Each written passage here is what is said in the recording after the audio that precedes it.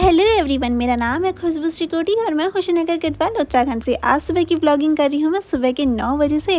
और डेली के mini blog तो आप लोग मेरे देखते ही हो, ये तो मुझे पता ही है। तो आज मैंने सोचा आप लोगों के लिए एक लॉन्ग ब्लॉग लेके आती हूँ। तो सुबह सुबह चली गई थी छत में, तो आज का मौसम बड़ा प्यारा सा हो रखा था, तो ये दिखाना तो आप लोगों को बनता था।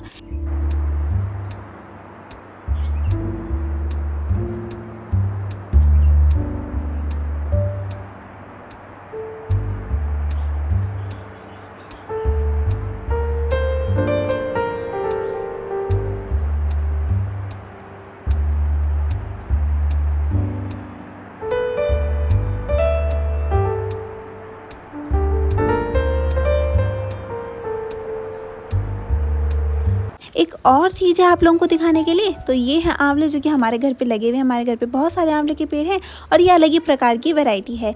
ये वैरायटी अब हो रही है, मतलब आंवले अब खत्म हो चुके हैं और ये आंवले अब लगे हैं। इनका कलर कुछ रेड कलर का है और खाने में कड़वे से हो रहे थे, पता नहीं क्यों। और सुबह सुबह ये गाय आ जाती है और मैं इसको कैमरे में ले लेती हूँ और ये कैमरे से भी शर्माने लग गई। अब भाई इसको भी कैमरा एडिक्ट मुझे बनाना पड़ेगा। इसको सुबह सुबह मैं खाना खिलाती हूँ और जिनकी ये गाय है उन्होंने मेरी वीडियोज़ देखी, तब उनको पता चला रही ये तो हमारी गाय है, तुम्हारे यहाँ आती है। तो ये कहने के लिए वो हमारे घर पे आए थे एक दिन, तब उन्होंने ये बात मुझे बताई थी।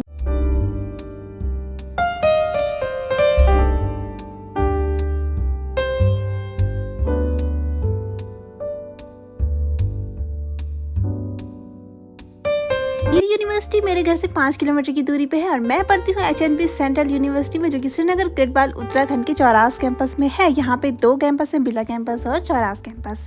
तो हम बिरला कैंपस से जाते हैं बस पकड़ के चौरास कैंपस। बसेस जो है हमारे कॉलेज की वो बिरला कैंपस में ही रहती हैं, तो यहीं से हम जाते हैं। सबसे पहले हम बिरला कैंपस आते हैं। बिरला कैंपस एक छोटा सा कैंपस है और बहुत ज़्यादा प्यारा है। BSc की क्लासेज हमारी यहीं पर चलती है और छोटी छोटी कोर्सेज की क्लासेज भी यहीं पर चलती हैं। एग्जाम वगैरह यहीं होते हैं। तो यहाँ से जो चौरास कैंपस है 2 किलोमीटर की दूरी पे है, तो 15-15 मिनट में चलती रहती हैं बसेस।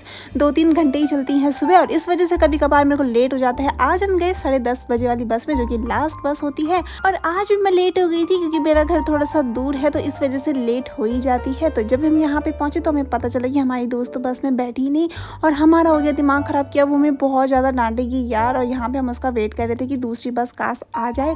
अब देखना दूसरी बस आती कि नहीं आती। और ये है BCom डिपार्टमेंट। इसकी बिल्डिंग मुझे बहुत ज़्यादा सुंदर लगती है, इसको कैप्चर करना तो मैं हमेशा नहीं भूलती हूँ। दूसरी बस भी फाइनली आ ही गई थी, तो अब हमें डांट नहीं पड़ेगी यार। और अब हमें पता चला कि वो तो बस में उतरी ही नहीं यहाँ पे, तो वो गई कहाँ। हमारी दोस्त ने एक बार पीछे मुड़ के हमें नहीं देखा, हमें छोड़ दिया गया है, चली गई।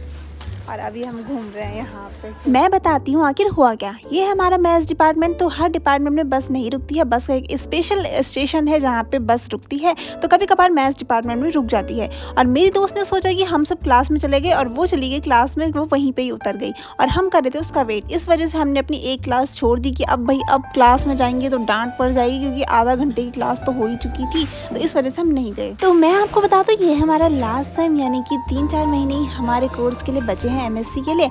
और 2 महीने ही हमारा कोर्स कंप्लीट हो जाएगा। बस इसी चक्कर में टीचर फटाफट से पढ़ा रहे हैं और 4-4 घंटे की क्लासेस ले रहे हैं। 4 घंटे की कंटिन्यूसली क्लास लेना बहुत ज़्यादा बड़ा टास्क है, क्योंकि हमें इतनी आदत नहीं है पढ़ने की। 4-4 घंटे की क्लास लेना ये कम बात नहीं है।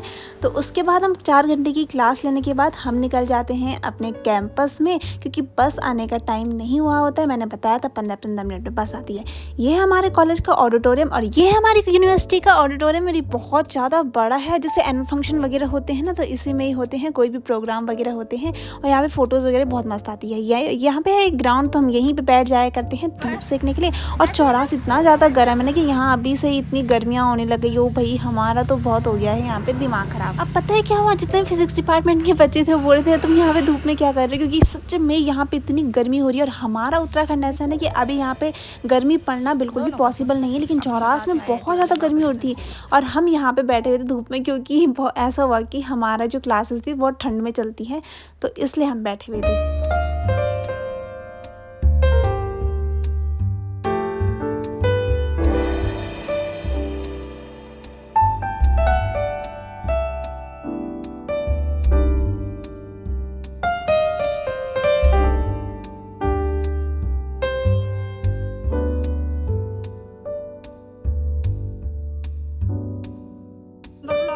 ऐसे लोग, मतलब जैसे ना कैसा है ना कि जैसे कोई फेमस होता है तो लोग उसको इधर से बात कर रही है, बहन इधर देख ले, वो आप फोन में नहीं बोल रही। तो आया अब बता।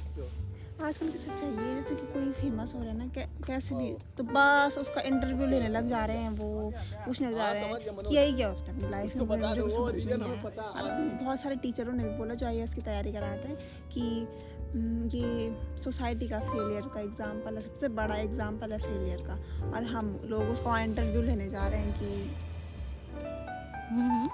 वही तो फेलियर यानी क्या?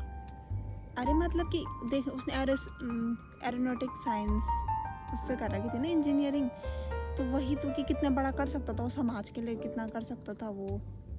हाँ, उस मैम ने सही बोला कि कितना अच्छा फादर बन सकता था वो, कितना अच्छा पति बन सकता था वो, बट नहीं, उसको तो वहाँ संन्यास लेना था। क्या हो गया उसको संन्यास को लेके? लोग बल चलते चलते कहाँ चले जाओगे, बल लास्ट में यहीं आ जाओगे बल। उसने ये बात बोली ना, इसलिए लिया कि संन्यास उसने। तो इस वक्त मैं बात कर रही थी IIT वाले बाबा की, जो कि बहुत ज़्यादा फेमस हो रखा है, लोग उसका इंटरव्यू ले रहे हैं। तो कई सारे इंटरव्यू, 1-1 घंटे के इंटरव्यू मैंने भी उसके देखे हैं।